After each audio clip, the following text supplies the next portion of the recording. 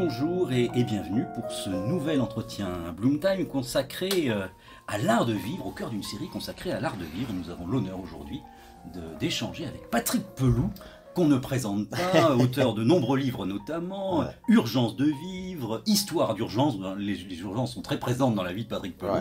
Toujours là, toujours prêt également, un livre plus lié à des événements dramatiques que nous avons connus. Patrick Pelloux qui est président de l'Association des médecins urgentistes de France et qui bien entendu est très engagé sur les questions de santé. Alors on constate depuis plusieurs années, notamment depuis la période Covid, mais au-delà, on a beaucoup de gens qui ne vont pas bien dans la société française, des difficultés à vivre, des difficultés avec l'autre, des difficultés psychologiques. Les chiffres de Santé publique France sont assez éloquents, où sont signalés chaque semaine aux urgences 1000 troubles psychotiques, 1000 personnes qui viennent pour des angoisses, 200 personnes qui viennent pour des dépressions, 500 personnes par semaine qui viennent pour des tentatives de suicide ou des envies suicidaires. Donc on est dans un pays, alors sans noircir tout bien sûr, puisqu'il y a des gens qui vont quand même très bien, on est dans un pays où la situation psychologique des Français semble complexe et encore aujourd'hui, après les années Covid, et donc on a le sentiment d'une certaine manière que les choses ne se sont pas améliorées. Alors voilà, Patrick Pelloux, comment est-ce que vous... D'abord, est-ce que vous partagez ce constat d'une société française qui, sur le plan psychologique, pour beaucoup, ne va pas bien? Et puis, comment vous l'expliquez? Et puis, éventuellement, que faire, comme dirait Lénine? D'abord, c'est un honneur partagé d'avoir cet entretien. Bon, ce qui fait qu'on est bien placé pour parler de ce mal-être, c'est qu'en fait on le voit depuis des années. C'est-à-dire qu'on a une ambiguïté sur cette société, qui est une société qui a des outils qui devraient...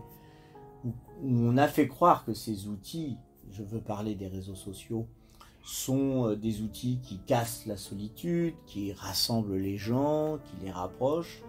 Eh ben pas du tout. Bon.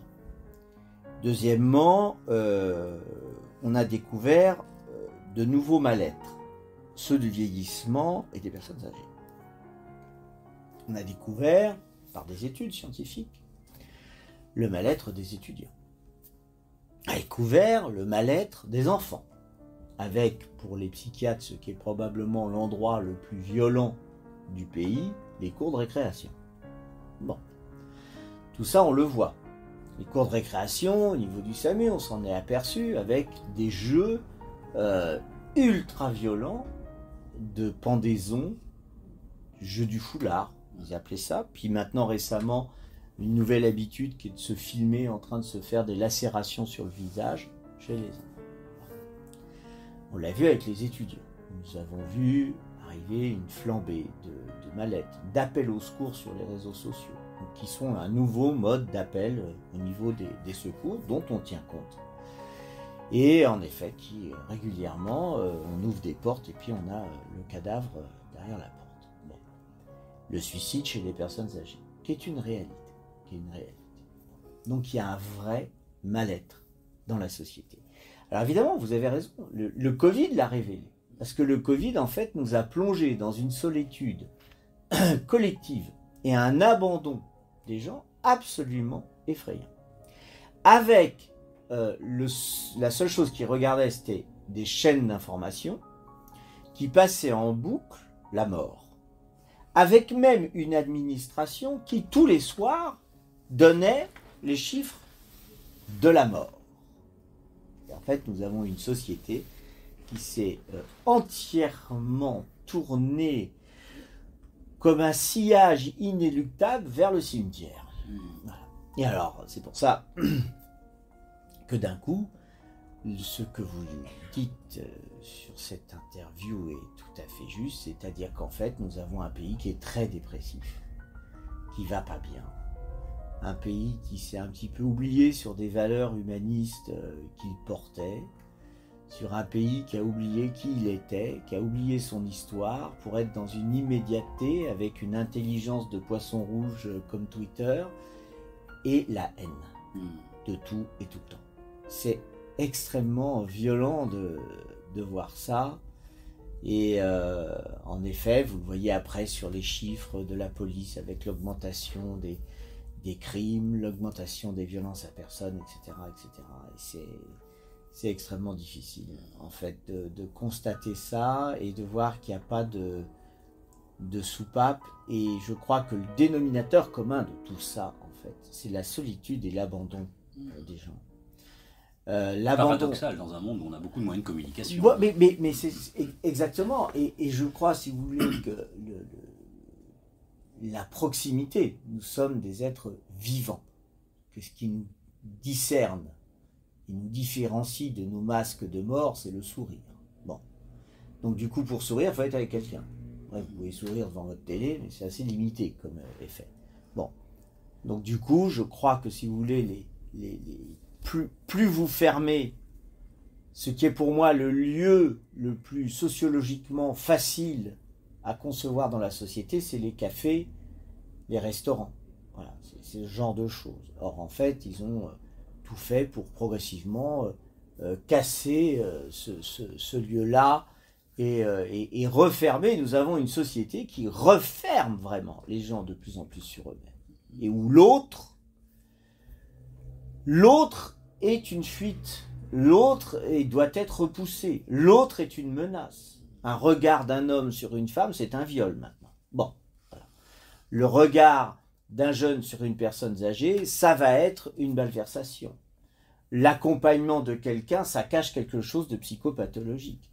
Voilà, on a fait fuir les gens de l'autre. Donc c'est à la fois retrouver des lieux de sociabilité, vivre ensemble, et aussi se dire que l'autre peut être plutôt un partenaire ou une chance, plutôt qu'un adversaire, une menace, ce que le Covid a aussi amplifié. On a découvert que l'autre pouvait être une menace.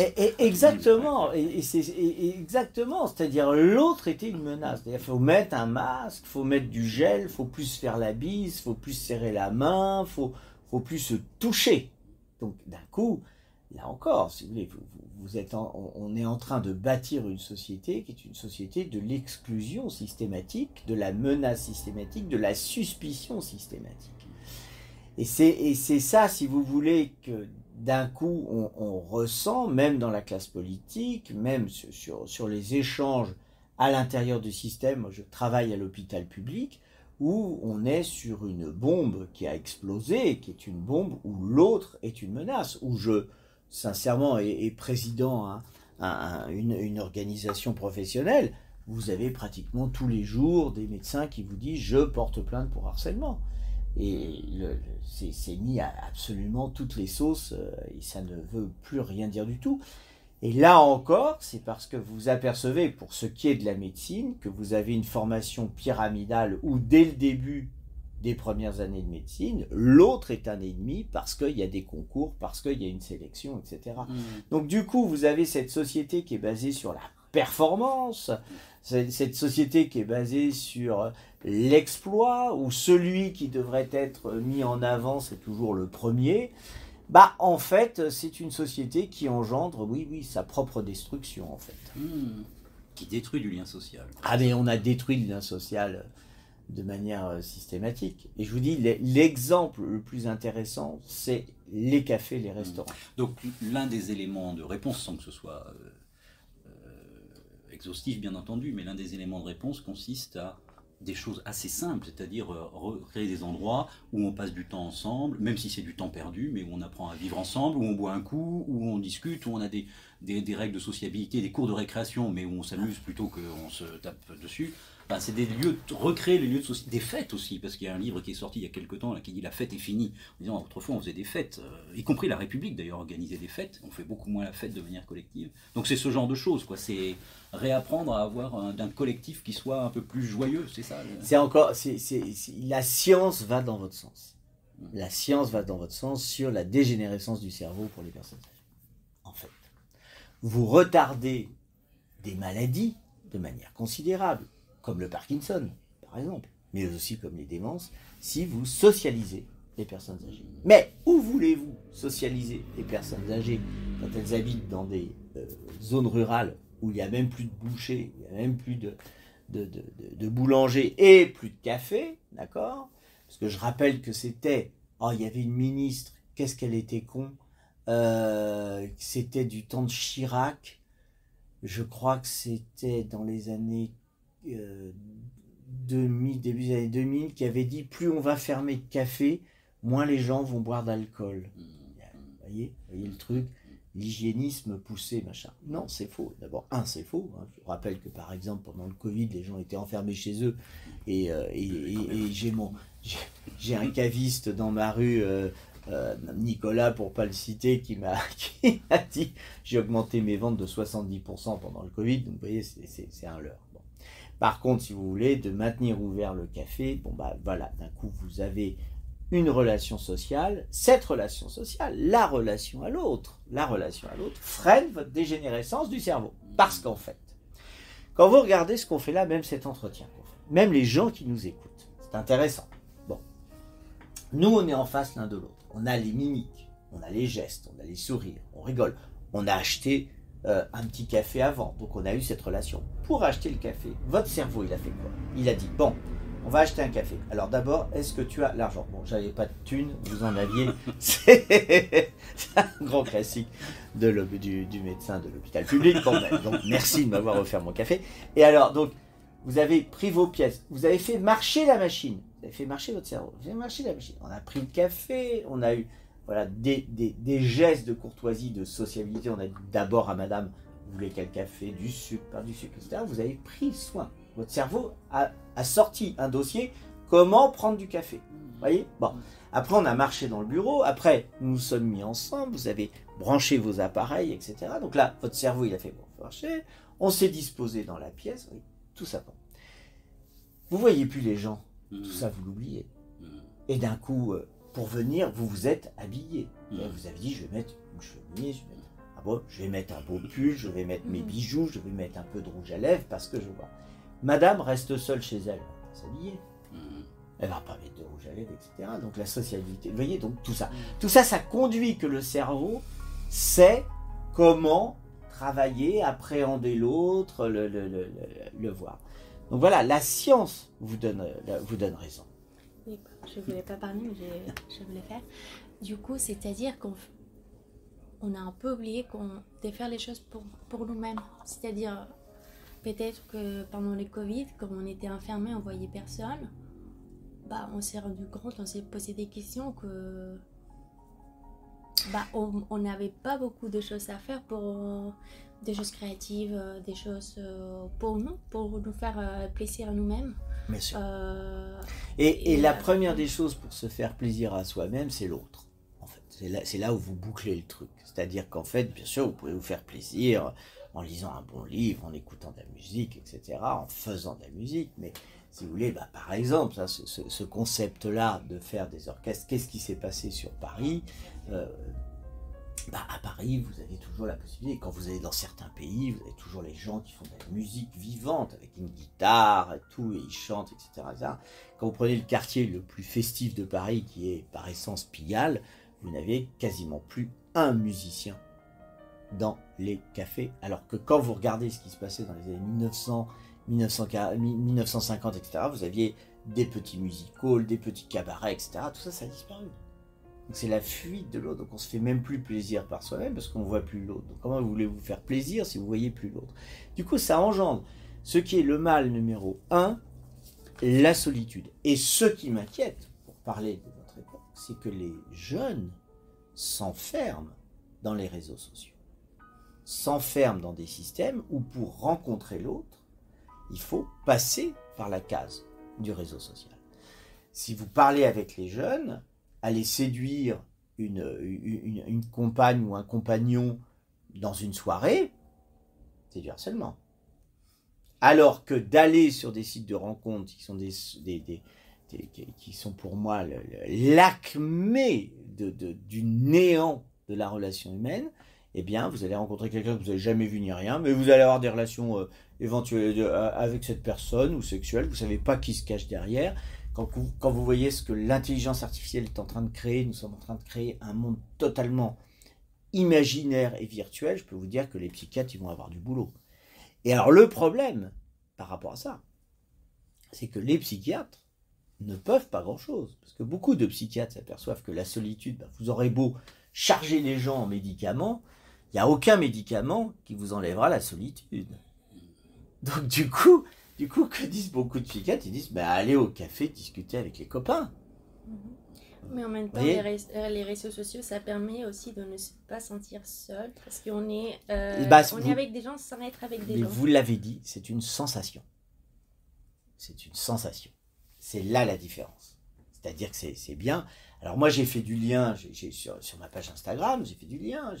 J'ai beaucoup de gens qui me suivent. Pendant le Covid, je faisais tous les 2 jours un truc qui était très très suivi. J'ai eu jusqu'à 2000 connexions de gens, vous imaginez, une énorme salle de spectacle, hein, de gens qui m'écoutaient et à qui je rassurais, parce que je voyais le lessivage moral on a trop de chaînes d'infos en France, d'accord, parce qu'il n'y a pas assez de sujets en France pour faire du travail, ils sont dans l'immédiateté, et on conditionne un pays. C'est-à-dire que par exemple, avec les manifestations, vous montrez une poubelle, vous la filmez sur toutes les télés, sur différents angles, vous avez l'impression que Paris est en feu. Non, c'est juste une poubelle. Mais ça, vous voyez, ça fait que d'un coup, vous conditionnez un peuple. Alors, quel est le bénéfice de tout ça? Vous faites peur aux gens, vous arrivez à les faire consommer. Derrière, il y a le pognon qui se cache, etc., d'une société consumériste. Voilà, et des mecs comme... Pour moi, Elon Musk est un fasciste. Mais bon, ça, si vous voulez, c'est des gens qui conduisent un peuple à sa propre destruction. Et l'intelligence artificielle est en train de conduire, si ce n'est pas encadré suffisamment par la loi. Or, nous avons une classe politique qui est nulle et non avenue, donc qui ne voit pas l'anticipation. Tant que vous n'aurez pas ça, on se conduit à notre propre destruction. Vous savez, maintenant, selon les classes d'âge chez les jeunes, la première cause de mortalité, maintenant, c'est le suicide. Oui, parce que, bon, ça c'est mon opinion, mais je trouve que là, tout est fait pour abîmer un peu les cerveaux. C'est-à-dire, on veut rencontrer quelqu'un, on a un catalogue, on veut faire quelque chose, voilà, vite, tout là. Donc, peut-être aussi pendant les Covid, comme on a passé plus de temps avec nous-mêmes, on s'est posé ces questions. Peut-être. Alors, il y a voilà. Ce qui est intéressant, c'est la frange des gens qui n'en font pas partie. C'est toujours passionnant de rencontrer quelqu'un qui n'a pas de portable. C'est passionnant. On a vécu pendant des millénaires sans portable. Et on a très bien vécu. Il ne faut pas l'oublier. Donc on a une technologie, aussi une société qui font que les relations sont plus difficiles. Voilà, peut-être un mot de la fin, parce qu'on arrive, enfin je ne sais pas, sauf... Mot de la fin, un message d'optimisme dans ce que vous dites quand même. Le message d'optimisme, c'est que la science avance, voilà. C'est qu'on sait que la relation humaine aide à vivre. Ça paraît, d'accord, c'est de la palissade, mais c'est ça, qu'il faut maintenir ouvert dans des causes communes, les cafés, les troquets, etc., qu'il faut redonner du sens à l'autre. Et derrière ça, si vous voulez, c'est le respect entre les personnes, plus que le respect de l'âge. Et vous avez raison, par rapport à ce que vous avez dit tout à l'heure. Il faut fêter la vie sociale. Il ne faut pas fêter simplement la temporalité par Noël, vos anniversaires, les enterrements, les machins. Non, non, il faut fêter la vie sociale. Quand il vous arrive quelque chose de bien, il faut sortir la bouteille, il faut sortir le bon plat préparé, etc. Il faut inviter les gens chez soi à manger, il faut retrouver tout ça, il faut retrouver du goût et du sens des autres. Merci infiniment, c'est une très belle conclusion puisque notre série est consacrée à l'art de vivre, donc voilà des enseignements pour l'art de bien vivre. L'autre est une chance et nous pouvons faire la fête. Merci infiniment Patrick Pelot. Merci à vous, merci. Très content, merci.